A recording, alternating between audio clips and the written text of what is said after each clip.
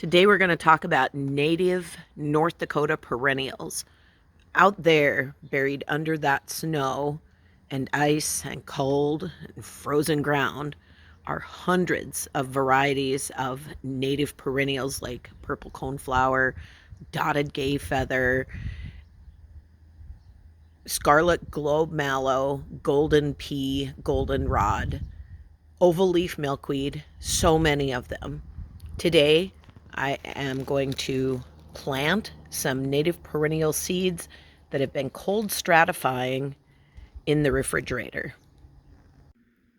I do save some of the seeds from out in the pasture, but some of them are just hard to catch when the seeds are mature, but before they've naturally dispersed by the wind or whatever.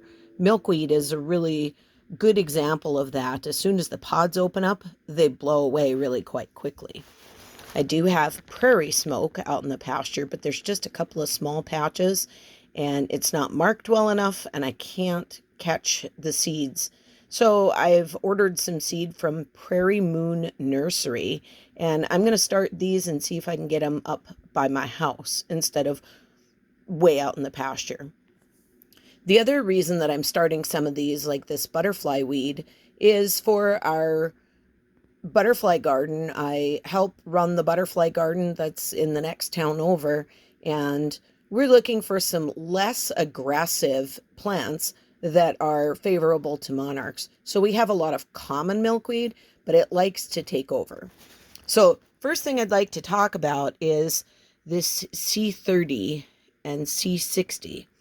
So many of these flowers developed where if they fall on the ground and it's a little damp, they could germinate and then die as the ground freezes. And so Mother Nature has implemented sort of a pause on them.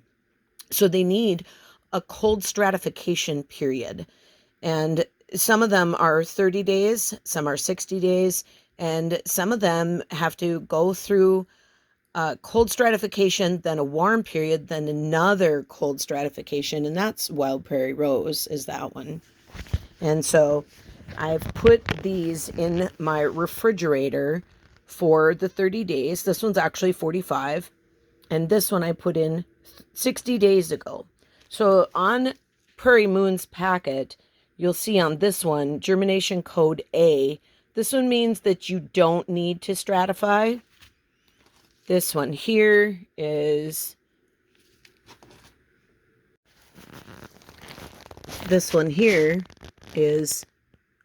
C30, meaning it should stay in a cold, damp stratification for 30 days. And this one here is C60.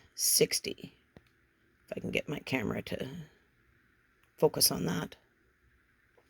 And so that's what I've done here. Let's open them up and see what they look like.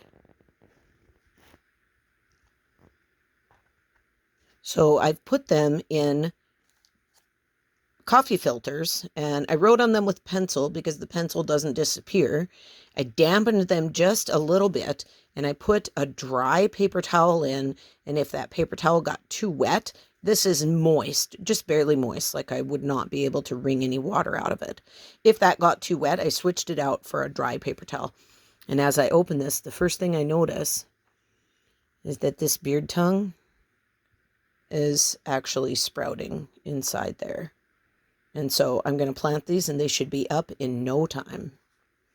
And then the tall larkspur, I also noticed there's one sprouting right there. So we're going to open these up.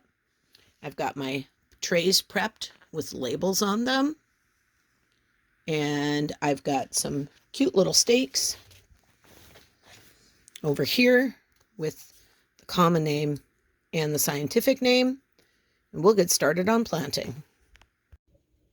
If you want to try planting native perennials and that whole cold stratification is just too much for you, try and find some seeds that don't need cold stratification. So on Prairie Moon Nursery, it's germination code A.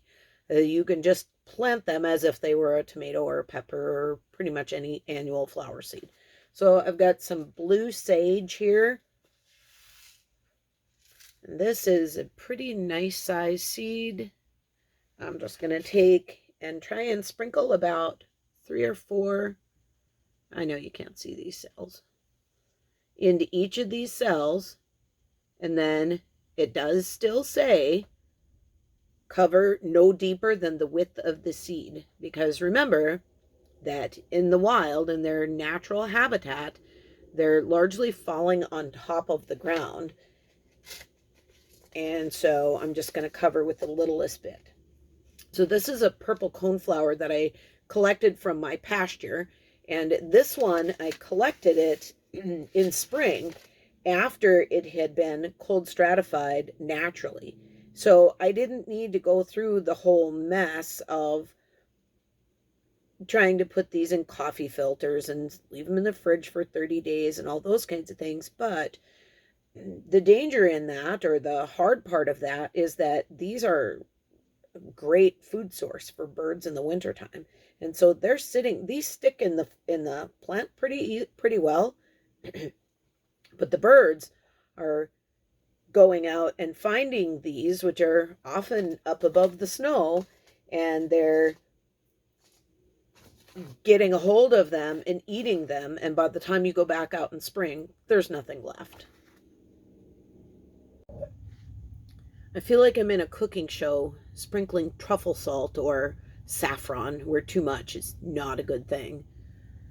I like to plant native perennials because our pollinators, like the bumblebee and the monarch, evolved with these plants, and these plants have the nutrient requirements that these particular insects need. And so I'm trying to encourage that. The last thing I'm going to do, put this clear dome on, tuck them under the lights.